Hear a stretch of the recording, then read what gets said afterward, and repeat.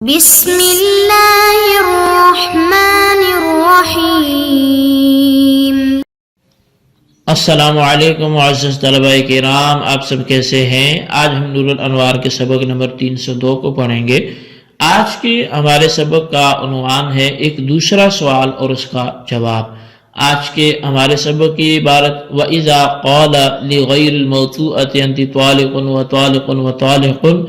انما تبین بواحدۃ سے شروع ہوتی ہے۔ آئیے سب سے پہلے عبارت پڑھ کے اس کا ترجمہ کرتے ہیں، اس کے بعد ہم پھر وضاحت کی طرف بڑھتے ہیں۔ مصنف علیہ رحمہ لکھتے ہیں وَإِذَا قَالَ لِغَيْرِ الْمَوْضُوعَةِ أَنْتِ طَالِقٌ وَطَالِقٌ وَطَالِقٌ انما تبین بواحدۃ،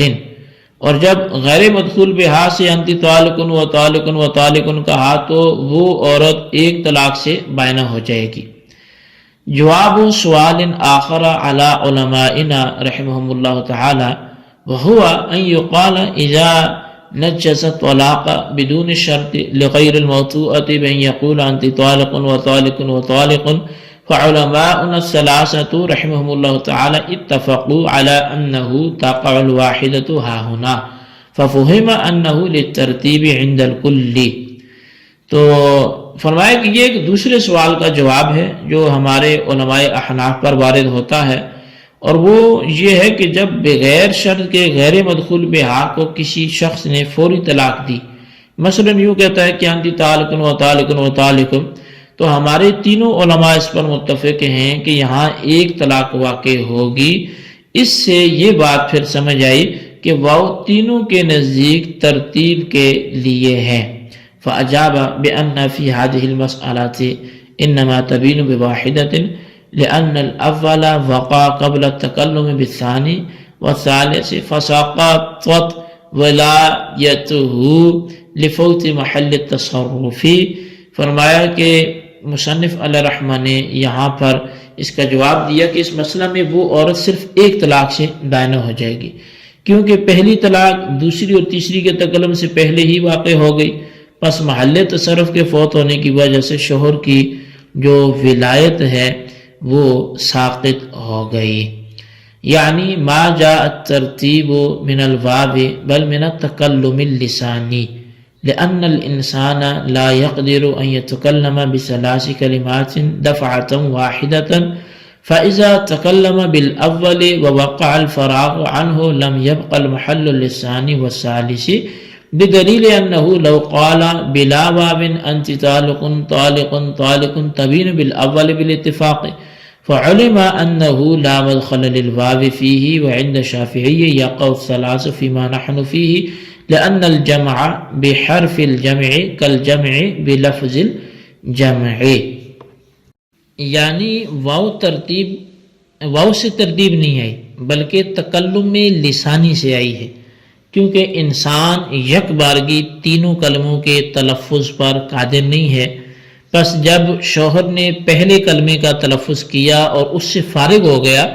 تو دوسری اور تیسری کے لیے محل باقی نہ رہا۔ اس کی دلیل یہ ہے کہ اگر شوہر نے بغیر واو کے انت طالق طالق طالق کہا تو غیر مدخول بہا عورت بالاتفاق پہلی طلاق سے بائنہ ہو جائے گی۔ پس معلوم ہو گیا کہ اس ترتیب میں واو کو کوئی دخل نہیں ہے، اور امام شافعی علیہ رحمہ کے نزدیک ہمارے اس مسئلے میں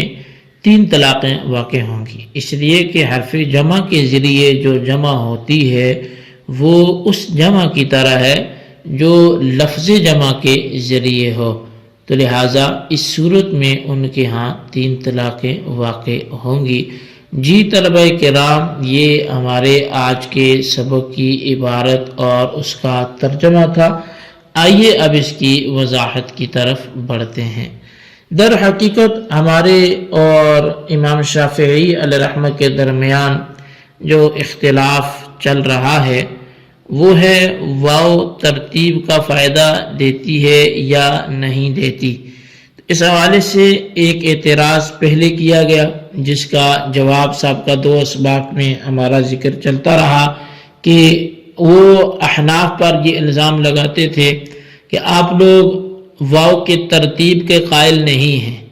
مقارنت کے قائل نہیں ہیں، لیکن باوجود اس کے آپ کے فقہی جزئیات میں واو کے ترتیبی معنی بھی موجود ہیں، مقارنت کے بھی موجود ہیں۔ اسی روش کو جاری رکھتے ہوئے آج کا بھی جو ہم پر اعتراض ہوا وہ اسی حوالے سے ہے کہ واو آپ کے ہاں ترتیب میں مستعمل ہو رہی ہے اور استعمال ہو رہی ہے، اور ہم اگر ترتیب کے لیے لیں تو آپ لوگ اعتراض کرتے ہیں۔ تو ہم پر انہوں نے ایک اعتراض کیا اور اس کا جواب بھی دیا ہے۔ آئیے اس کی وضاحت سے اس کو سمجھتے ہیں۔ تو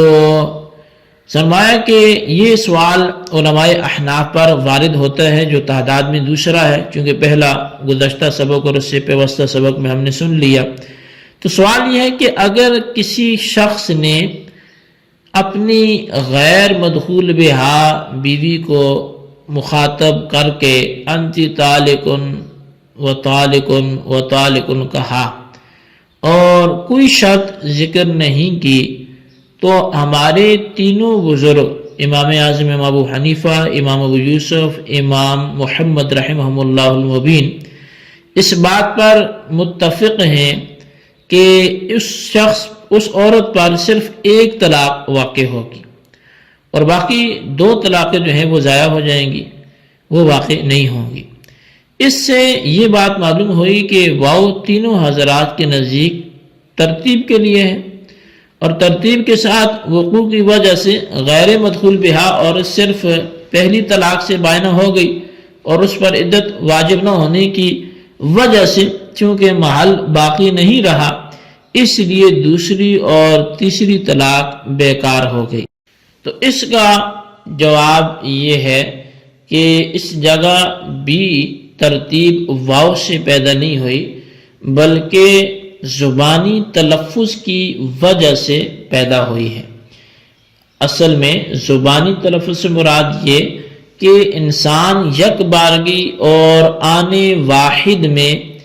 3 کلمات کا تلفظ کرنے پر قادر نہیں ہے کہ وہ ایک ہی وقت میں تینوں یک بارگی بول دے۔ پس جب اس نے طلاق کے اول کا تلفظ کیا اور انتی طالقن کہا تو ثانی اور ثالث کے تلفظ سے پہلے ہی طلاق اول واقع ہو گئی، اور وہ غیر مدخول بہا عورت جو ہے وہ ثانی اور ثالث کے لیے محل باقی نہ رہی۔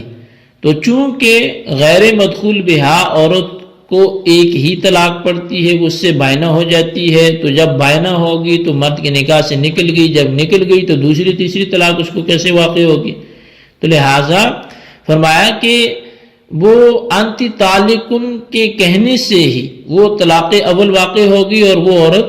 بائنہ ہوگی، تو جب بائنہ ہوگی اور وہ دوسری تیسری کے لیے محل باقی نہ رہی، اور جب یہ عورت محل طلاق نہ رہی تو شوہر کی ولایت ساقط ہوگی، اور جب پہلی طلاق کے تلفظ سے فارغ ہوتے ہی شوہر کی ولایت ساقط ہو گئی تو اس کی دوسری اور تیسری طلاق کے تلفظ کرنے سے طلاق واقع نہیں ہوگی، چونکہ اس کے پاس ولایت موجود نہیں ہے عورت پر تصرف کرنے کی۔ اور اس کی دلیل کہ ترتیب واو کی وجہ سے نہیں آتی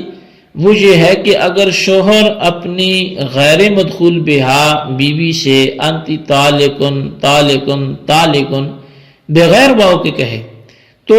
وہ غیر مدخول بہا عورت بالاتفاق ایک طلاق سے بائنہ ہو جاتی ہے۔ اس سے اچھی طرح یہ بات معلوم ہو گئی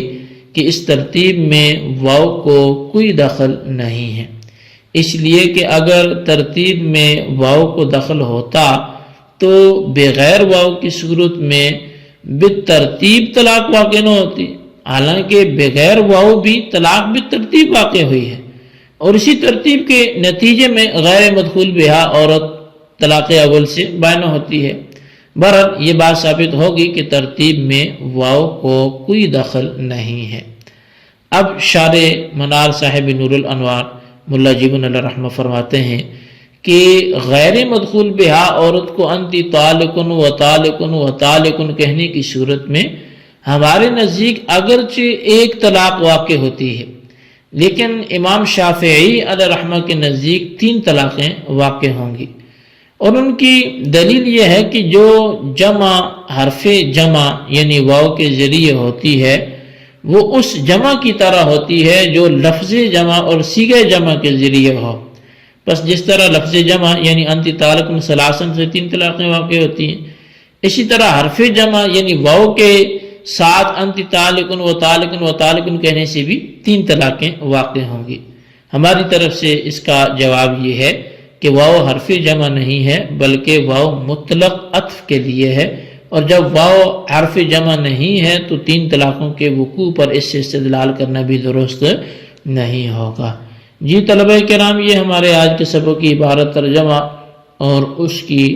وضاحت تھی۔ اس کو اچھی طرح سمجھیں اور اس کے خلاصے کو اپنے